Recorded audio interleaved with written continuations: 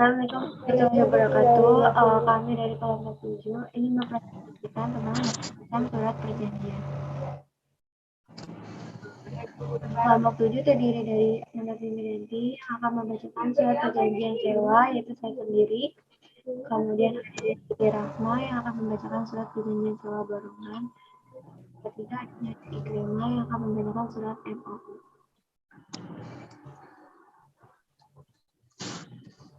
Surat perjanjian sewa.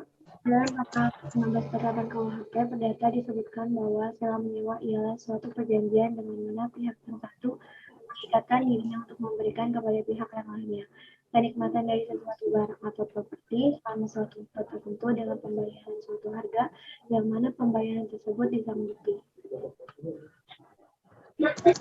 Sewa menyewa perjanjian suatu persetujuan antara pihak yang menyewakan dan pihak yang menyewa, di mana pihak yang menyewa, yaitu pihak pertama, berjanji menyerahkan suatu barang atau tanah atau bangunan dan lain-lain kepada pihak penyewa, yaitu pihak kedua, selama jangka waktu yang ditentukan kedua belah pihak. Sementara itu, pihak penyewa diwajibkan membayar sejumlah uang tertentu atas pemakaian barang tersebut. Selain itu, surat perjanjian sewa dibagi menjadi dua bentuk, yaitu akta otentik dan bukti tulisan di bawah tangan.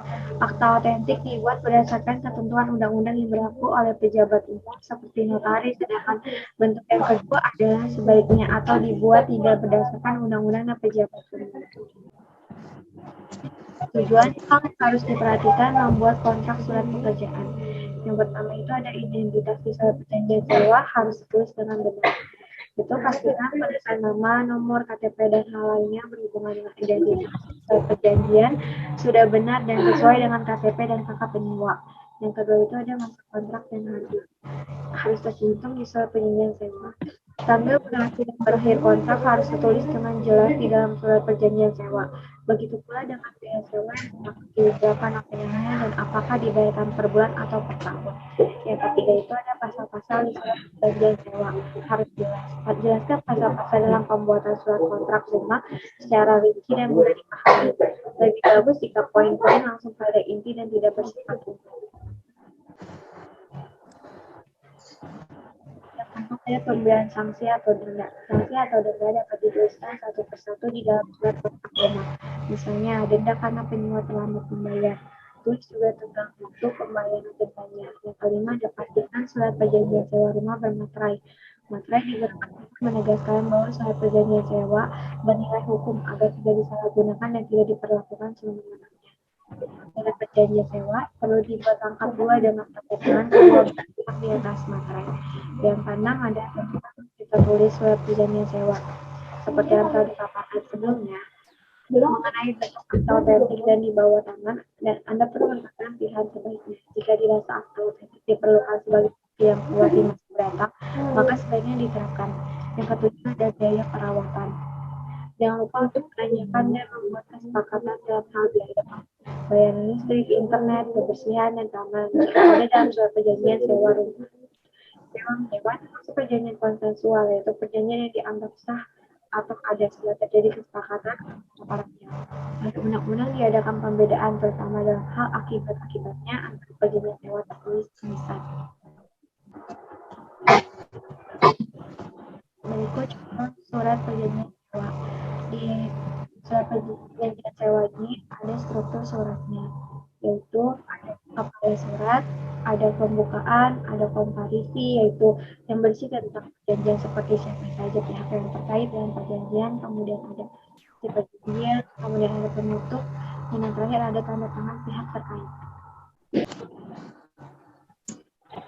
Surat perjanjian borongan yang akan dibacakan oleh Dede Sakira. Surat perjanjian borongan. Pengertian surat perjanjian adalah surat yang isinya kesepakatan atau perjanjian tertulis antara dua belah pihak mengenai hak dan kewajiban masing-masing pihak yang saling mengikatkan diri untuk melakukan atau tidak melakukan sesuatu.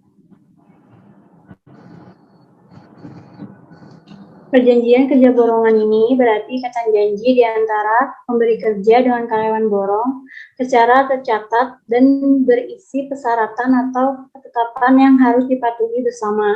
Di antaranya ketetapan mengenai hak, kewajiban, ancaman, masa aktif, dan pengakhiran perjanjian.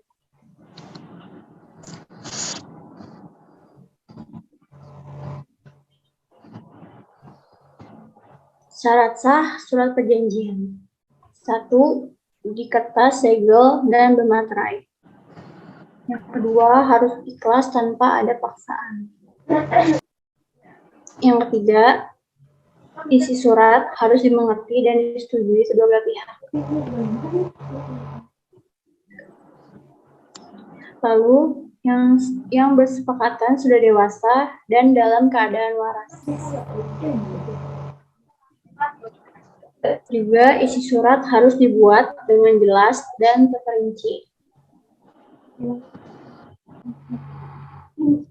Isi surat wajib tunduk kepada undang-undang yang berlaku.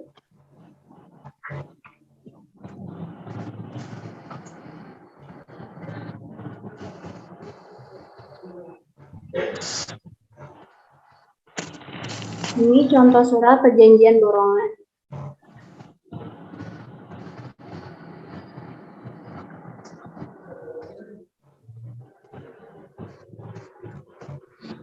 Struktur surat perjanjian borongan. Pertama, ada kop surat. Kedua, ada pembukaan. Ketiga, ada komparisi. Keempat, ada isi perjanjian. Penutup. Lalu tanda tangan. Surat MOU atau Memorandum of Understanding adalah perjanjian antara dua pihak atau lebih yang dinyatakan dalam dokumen formal. Menurut Investopedia, MOU bukanlah merupakan dokumen yang mengikat secara hukum. Akan tetapi, dengan dibuatnya perjanjian tertulis ini, berarti pihak-pihak yang terlibat secara jelas menyatakan keinginan untuk menjalankan suatu agenda. Di Indonesia, beberapa contoh lain dari Memorandum of Understanding adalah nota kesepakatan, nota kesepahaman, perjanjian kerjasama, ataupun perjanjian pendahuluan.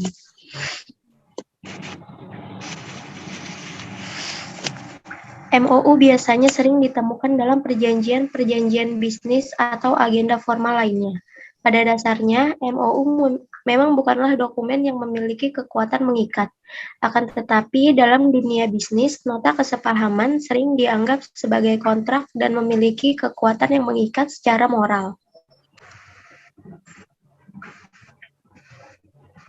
Kegunaan membuat surat MOU, pertama, menyepakati tujuan bersama.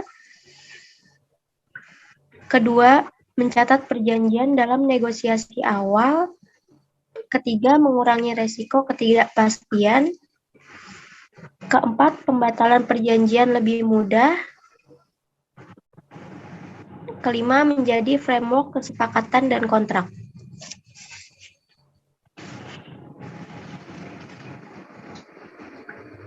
Berikut adalah contoh surat MOU. Pertama, ada judul. Pada umumnya, pencantuman judul MOU adalah komponen yang menunjukkan siapa saja pihak terlibat dalam negosiasi kontrak bisnis. Selain itu, biasanya logo perusahaan juga akan dilampirkan pada bagian ini. Selanjutnya ada pembukaan. Isi surat yang berisi rincian keterangan waktu dan tempat terjadinya negosiasi nota kesepahaman. Selain itu, ada keterangan identitas para pihak. Kedua, pembukaan. Pada sisi surat yang berisi rincian, keterangan, waktu, dan tempat terjadinya negosiasi nota kesepahaman. Selain itu, ada keterangan identitas para pihak serta uraian singkat tentang pokok pikiran terjadinya kesepakatan bersama. Ketiga, ada substansi. Pada umumnya, substansi akan mencakup tujuan dibuatnya MOU, ruang lingkup kontrak bisnis, ketentuan wewenang dan kehendak masing-masing pihak, periode perjanjian, dan ketentuan penting lainnya yang perlu dilampirkan. Keempat, ada penutup. Surat penutup juga biasanya menambahkan kalimat penutup secara ringkas. Terakhir, ada tanda tangan kedua belah pihak. Itu presentasi kelompok kami. Ini dulu mohon maaf. Wassalamualaikum warahmatullahi wabarakatuh.